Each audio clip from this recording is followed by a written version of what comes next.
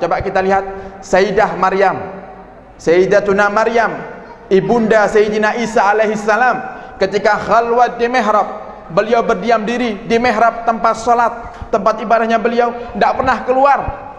Datang Nabiullah Zakaria alaihissalam bawa makanan. Ketika bawa makanan ke tempat khalwatnya, tempat bertapanya Sayyidah Maryam, ternyata ada makanan di situ.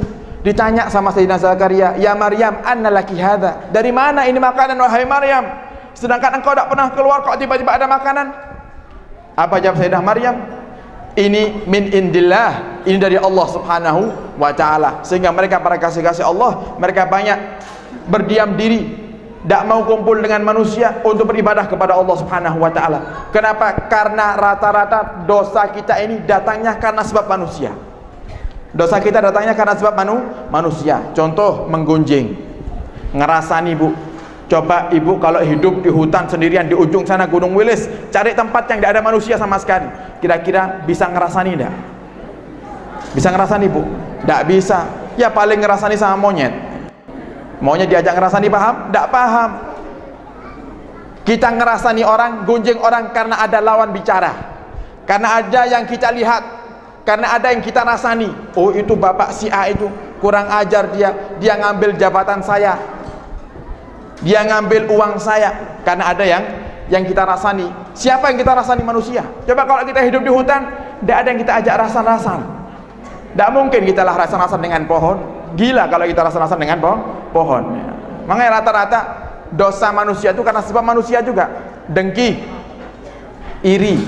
Kita iri karena kita hidup dengan manusia. Lihat tangga sebelah punya kulkas baru.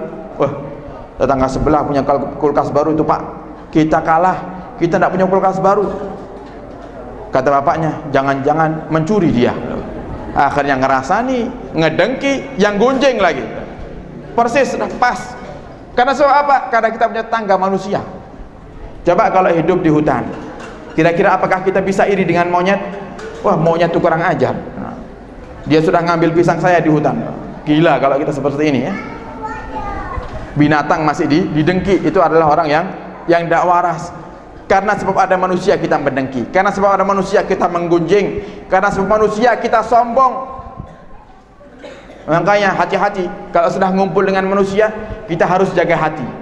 Tidak usah ngurusi kejelekan orang, sudah urusi kejelekan kita sendiri.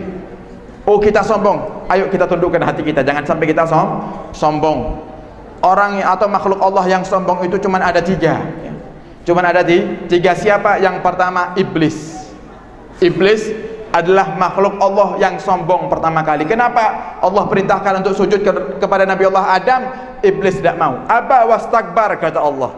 Menolak, sombong dia, tidak mau mengikuti perintah Allah. Dan bahkan dia katakan, ya Allah, khalaqtani min nar wa khalaqtahu min tin. Ya Allah, kau ciptakan aku dari api dan Adam dari tanah, ya Allah. Masa api suruh sujud ke tanah, ya Allah, sedangkan lebih kuat api. Sombong iblis, sehingga diusir dari surganya Allah Subhanahu wa ta'ala. Yang kedua, yang sombong adalah Fir'aun. Fir'aun sombong, tidak mau taat kepada Allah Subhanahu wa ta'ala.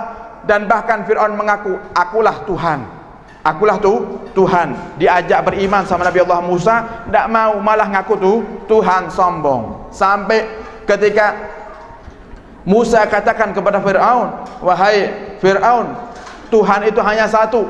Siapa? Tuhan langit dan Tuhan bumi, yaitu Allah Subhanahu wa ta'ala. Tuhan yang memiliki langit dan bumi ini adalah Allah Subhanahu wa ta'ala. Sombong Fir'aun, memerintahkan anak buahnya, wahai anak buahku, bangun bangunan pencakar langit yang tinggi sekali.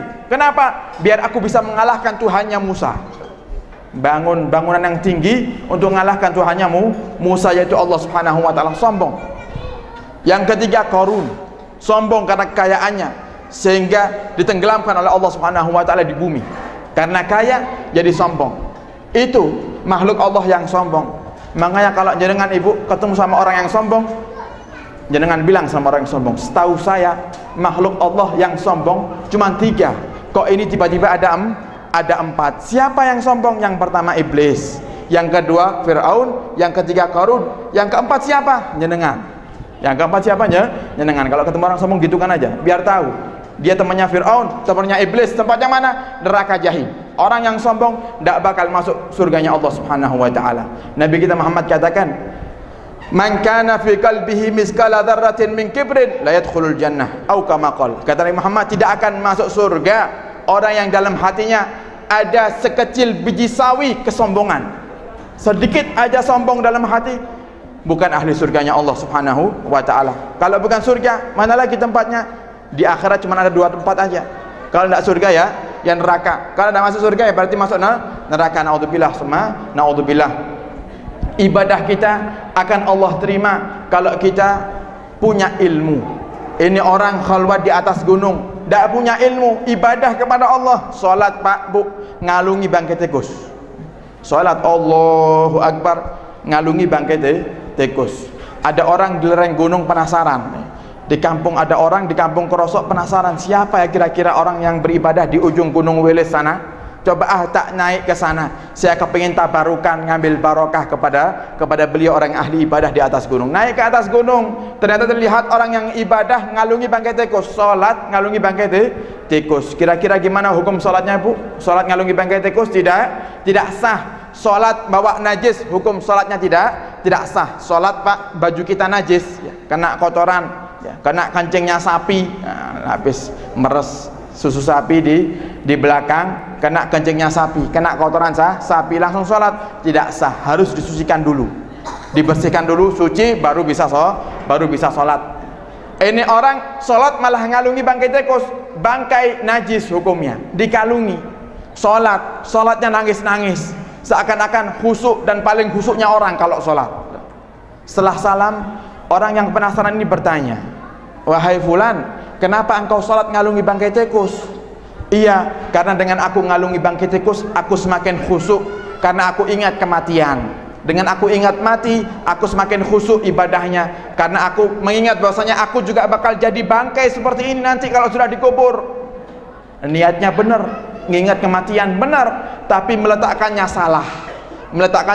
Salah, akhirnya apa? Ibadahnya tidak sah semuanya. Ditanya lagi, "Kau ibadah semacam ini dengan ngalungi bangkai tikus ini berapa lama?" "Oh, sudah tahunan saya ibadah di atas gunung ini, ngalungi bangkai tikus setiap saya ibadah."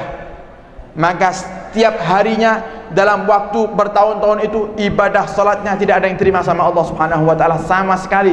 Kenapa? Karena tidak tahu ilmunya. Kalau Anda wajib salat, Anda harus tahu ilmunya salat. Anda wajib zakat, Anda harus tahu ilmunya zakat. Anda wajib untuk haji, harus tahu ilmunya haji. Makanya kalau ada orang mau haji, kan pasti ada namanya kumpul bareng-bareng, nanti dijelaskan, "Ini Pak, nanti kita datang ke Arafah, wukuf di Arafah tanggal 9, nanti kita mabit di Musdalifah, ke Mina, nanti ada lempar jumroh, kita tawaf." Diajari semuanya. Coba kalau ibu daftar haji, bapak daftar haji, kemudian langsung berangkat, tidak pakai diajari, kira-kira apa yang bakal bapak dan ibu lakukan di kota Mekah Al-Mukarramah? Diem aja, pelunga-pelungu, lihat kanan, lihat kiri, ini saya harus ngapain, bayar mahal-mahal 40 juta, 35 juta, nunggunya puluhan tahun, 15 tahun nunggu baru haji. Ketika daftar sehat, ketika sudah mau berangkat, sudah bungkuk, jalan pelan-pelan, daftarnya masih sehat, masih kuat daftarnya, berangkatnya sudah tua. Kenapa? Haji di Indonesia seperti itu, lama nunggunya. Sampai di sana ternyata sudah lama nunggunya, bayarnya mahal, tidak sah lagi ibadahnya. Kira-kira gimana? Eman. Kalau sudah tidak sah ibadah haji kita, maka Anda belum dianggap melakukan ibadah haji, masih punya kewajiban untuk mengulangi hajinya lagi. Lo eman, nabung lama-lama, ternyata hajinya tidak sah. Karena apa? Tidak punya ilmu. Maka dari itu Nabi katakan, hadir di majlis ilmu hukumnya adalah wajib.